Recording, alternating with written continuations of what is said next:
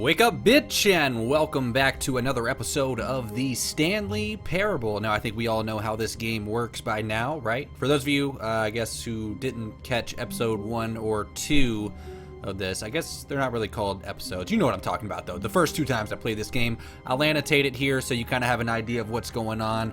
For those of you that have already seen it, fucking let's roll, dude. All of his co-workers were gone.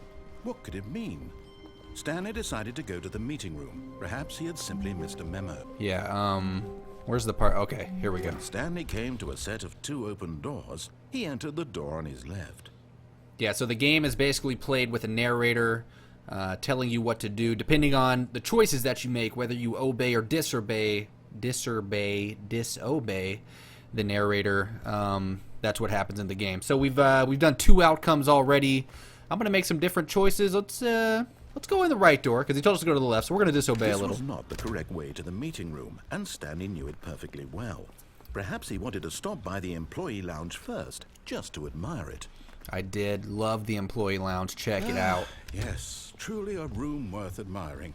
It had really been worth the detour, but eager to get back to business, Stanley took the first open door on his left. Now, what we did last time, we went straight, but I jumped off the platform that was there. What I'm thinking is, this time, instead of listening to this guy and going to the left, I say we just go forward and we don't jump off the platform. Stanley was so bad at following directions, it's incredible he wasn't fired years ago. He's an asshole, dude. Alright, here we are. Look, Stanley, I think perhaps we've gotten off on the wrong foot here. I'm not your enemy, really, I'm not. I realize that investing your trust in someone else can be difficult, but the fact is that the story has been about nothing but you all this time.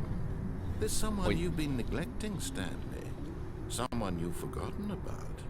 Please, stop trying to make every decision by yourself. Now, I'm not asking for me, I'm asking for her. There's a female. Hey, listen, I paid like $20 for this shit. This is it, I'll do whatever I want. Your chance to redeem yourself, to put your work aside, to let her back into your life. She's been waiting. Who are you talking about? Can I open this door? What the fuck does this do? Oh, God. All right, we have to go forward. Screw it. I'm not... I think I almost just died on camera. Wow, that was weird. I'm not going through there. All right, I'm going through there. That's her, Stanley. You need to be the one to do this, to reach out to her. I'll pick that shit up.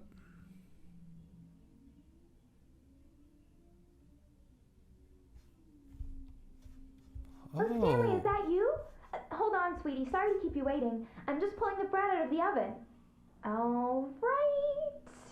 Okay, there we go. All right, now, I want you to come in and tell me all about your day. Gotcha. Oh, come on. Did you actually think you had a loving wife who'd want to commit their life to you? I'm trying to make a point here, Stanley. I'm trying to get you to see something. Come inside. Let me show you what's really going on here. Screw this guy, this creepy-ass mannequin. What the fuck? Were you just talking? This is a very sad story about the death of a man named Stanley. What? I'm pressing Q. I'm pressing R. I don't want to press E, bro. Fuck. Stanley is quite a boring fellow. He has a job that demands nothing of him, and every button that he pushes is a reminder of the inconsequential nature of his existence. Yo, you're a dick. What? I hit K. I hit E. Oh, screw it. Look at him there, pushing buttons, doing exactly what he's told to do. Now he's pushing a button. Now he's eating lunch. Now he's going home. Now he's coming back to work. One might even feel sorry for him, except that he's chosen this life. I can't even... You won't let me press any other buttons. No other buttons work. I'm hitting 5, 1, 7, 4, 6. But in his mind, in his mind, he can go on fantastic adventures. From behind his desk, Stanley dreamed of wild expeditions into the unknown, fantastic discoveries of new lands. It was wonderful. And each day that he returned to work was a reminder that none of it would ever happen to him. Ah, screw it. I'll watch some TV. And so You got he began ESPN? to fantasize about his own job. First, he imagined that one day while at work, he stepped up from his desk to realize that all of his co-workers, his boss, everyone in the building had suddenly vanished off the face of the earth. The thought excited him terribly. Right? That happened. So he went further. He imagined that he came to 2 open doors and that he could go through either. At last, choice. It barely even mattered what lay behind each door. The mere thought that his decisions would mean something was almost too wonderful to behold. Yeah, it was great. As he wandered through this fantasy world, he began to fill it with many possible paths and destinations. Down one path lay an enormous round room with monitors and mind controls. And down another was a yellow line that weaved in many directions. And down another was a game with a baby. And he called it the Stanley Parable. That's what I'm playing.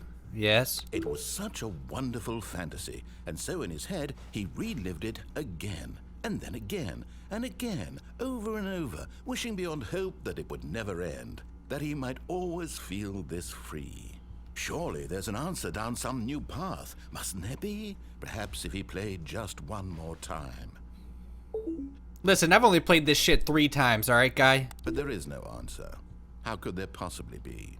In reality, all he's doing is pushing the same buttons he always has. Nothing has changed. The longer he spends here, the more invested he gets, the more he forgets which life is the real one. Wait, am I real? And I'm trying to tell him this, that in this world he can never be anything but an observer, that as long as he remains here, he's slowly killing himself. But he won't listen to me. He won't stop. Here, watch this. Stanley, the next time the screen asks you to push a button, do not do it. You see? Can he just not hear me? How can I tell him in a way that he'll understand that every second he remains here, he's electing to kill himself? How can I get him to see what I see? How can I make him look at himself? Should I just not press anything? How long do you think you have to sit here before you don't do anything? Alright, fuck this, dude. Jesus I Christ. suppose I can't. Not in the way I want him to. But I don't make the rules. I simply play to my intended purpose, the same as Stanley. We're not so different, I suppose. I'll try once more to convey all this to him. I'm compelled to. I must. Perhaps, well, maybe this time he'll see. Maybe this time. And I tried again, and Stanley pushed a button. And I tried again, and Stanley pushed a button. And I tried.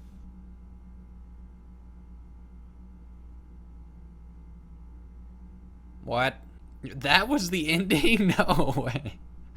I feel like we made some really terrible decisions that time, but alright guys, that was the 3rd edition of the Stanley Parable. Like I said, we took the right door, we went through the employees lounge, we didn't listen to him, we went on the roller coaster looking thing, and then we just went ahead and we died. I guess, I mean, I think you die at all ends of the game. Maybe not. Actually, the second time I didn't die. I just kind of fell into like a never-ending hole. But anyway, hopefully you guys enjoyed the Stanley Parable video here today. If you did, be sure to leave it a like. If you didn't, just refresh it and give it another chance. And as always, guys, I don't really...